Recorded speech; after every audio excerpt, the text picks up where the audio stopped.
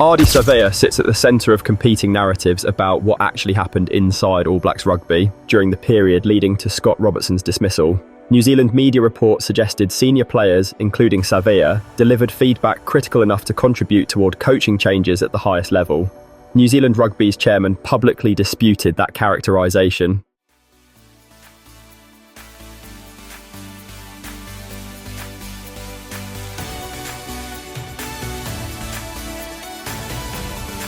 Insisting player dissatisfaction played minimal role in organisational decisions about leadership direction. Yet Savea continues exploring options to extend his Japanese club contract or potentially move to European rugby with Leinster, despite Robertson's departure supposedly addressing whatever concerns existed about the All Blacks environment. The contradiction reveals something significant about modern professional rugby's power dynamics and the complex relationship between elite players and national unions attempting to retain their services. When 108 cap internationals who've captained their country and won World Player of the Year recognition start investigating alternative career paths, it signals more than simple dissatisfaction with one coach's methods or tactical approaches. It suggests systematic issues within organisational culture, communication patterns, or player management philosophies that persist regardless of which individual occupies the head coaching position. Savea's situation parallels challenges facing rugby unions globally as professional opportunities expand and elite players recognise their market value extends far beyond traditional national team commitments. The leverage shift affects everything from contract negotiations to organisational accountability when players believe conditions don't meet standards they've come to expect from world-class programmes. His current sabbatical with Kobe Steelers provides comfortable distance from immediate All Blacks pressures, while earning significantly more than his New Zealand Rugby contract delivers. That financial reality alone creates incentives to extend Japanese arrangements regardless of what changes occur within All Block structures. Add potential European opportunities where clubs offer superior compensation packages without the intense scrutiny accompanying international representation, and the calculation becomes more complex than simply preferring one coaching style over another. The Leinster connection matters particularly because it's become an established pathway for All Blacks seeking either temporary sabbaticals or permanent moves to European rugby. Multiple current teammates already play for the Irish province on arrangements that maintain their All Blacks eligibility while accessing European club salaries. Savea, following similar routes but potentially on longer-term basis that removes him from New Zealand selection, represents different category of player movement, suggesting deeper dissatisfaction than desire for overseas experience alone would explain. New Zealand Rugby publicly expresses confidence that Savea returns when his Japanese season concludes and makes himself available for test selection as his contract requires. That confidence might prove well-founded if organisational changes accompanying Robertson's departure address whatever concerns prompted Savea's feedback during the review process. Alternatively, it might represent optimistic assumption that contractual obligations translate automatically to willing participation when players possess leverage to choose otherwise. The practical reality is that forcing unwilling players to honour contracts when they prefer remaining overseas creates environments affecting everyone beyond individual situations.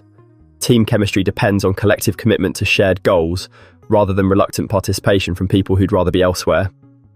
When senior leaders return to environments where underlying issues that prompted their criticism remain unaddressed, despite coaching changes, it generates tensions that undermine team cohesion regardless of everyone's professional intentions.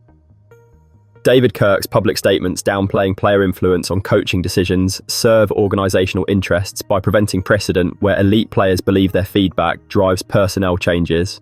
Acknowledging player power in these situations potentially encourages future dissatisfaction to manifest through similar channels rather than being managed through established structures. Yet dismissing legitimate concerns as irrelevant risks, alienating the very people whose performances determine whether organisational strategies succeed or fail. The balance between maintaining authority and genuinely valuing player input represents ongoing challenge for rugby unions navigating modern professional realities. Elite players understand they possess alternatives that previous generations lacked. Japanese clubs pay better. European competitions offer superior compensation without the pressure accompanying All Black selection. Sabbatical arrangements allow maintaining international eligibility while accessing those financial benefits. Players exercising those options when national team environments don't meet their standards shouldn't surprise anyone observing how professional rugby economics have evolved. The leverage Savea possesses as one of World Rugby's premier loose forwards creates negotiating dynamics few players can replicate. His market value in Japan or Europe significantly exceeds what New Zealand Rugby offers while maintaining financial structures across their entire player base.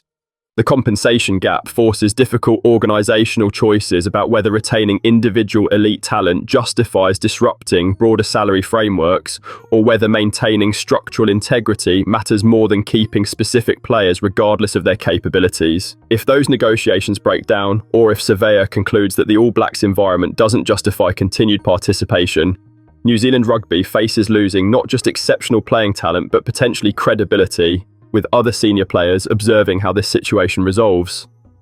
The message sent by allowing someone of Savea's stature to permanently move overseas would resonate throughout New Zealand Rugby in ways affecting recruitment, retention, and organisational culture beyond immediate competitive implications. Younger players considering their career trajectories will note whether expressing concerns about environment and culture leads to meaningful change or simply generates temporary disruption followed by minimal substantive improvement. That perception shapes how willing future generations become to provide honest feedback versus keeping concerns private to avoid potential conflicts. The cultural dimension deserves particular attention given Savea's Pacific Island heritage and his previous public statements about potentially representing Samoa after his All Blacks career concludes. If dissatisfaction with the All Blacks environment accelerates that timeline by stepping away from New Zealand Rugby entirely earlier than originally planned, it represents significant loss not just of playing talent, but of cultural connection between New Zealand Rugby and Pacific Island communities who've contributed substantially to the sport's development. Coaching transitions create interesting dynamics for players like Savea evaluating their futures. New coaching philosophies and communication styles can address concerns that prompted players to explore alternative options. Whether those changes prove sufficient to retain elite players' commitment depends on factors extending beyond simply preferring different coaching approaches. If you're finding this analysis helpful for understanding what's actually happening beneath the surface of these player and organisational situations, hit subscribe. The financial realities can't be ignored when evaluating Savea's options. His Japanese earnings substantially exceed his All Blacks contract value. European clubs would offer similar or superior compensation packages. The income differential isn't marginal, it's significant enough that purely economic calculations favour remaining overseas regardless of organisational changes within New Zealand Rugby structures. That reality means retaining Savea requires him valuing the intangible benefits of representing New Zealand enough to accept substantial financial sacrifice compared to alternatives. The sport has changed fundamentally, player power has increased substantially. Alternative opportunities exist globally. National unions adapting to these realities will thrive while those resisting will struggle. What happens with players like Ardie Savea represents more than individual career decisions. It's a statement about whether rugby organisational cultures have evolved to retain elite talent in modern professional rugby's competitive marketplace. The precedent being set affects every current and future, All Black evaluating their own career trajectories and financial opportunities. Organisations that demonstrate genuine responsiveness to player concerns about environment and culture will maintain competitive advantages in retention battles. Those that dismiss feedback or fail to implement meaningful changes will watch elite talent increasingly choose overseas alternatives offering superior compensation without the unique pressures accompanying international representation. The transformation of professional rugby's economic landscape has fundamentally altered traditional power dynamics between players and national unions in ways that cannot be reversed. Understanding these shifts determines which organisations successfully navigate modern rugby's challenges and which get left behind as the sport continues evolving.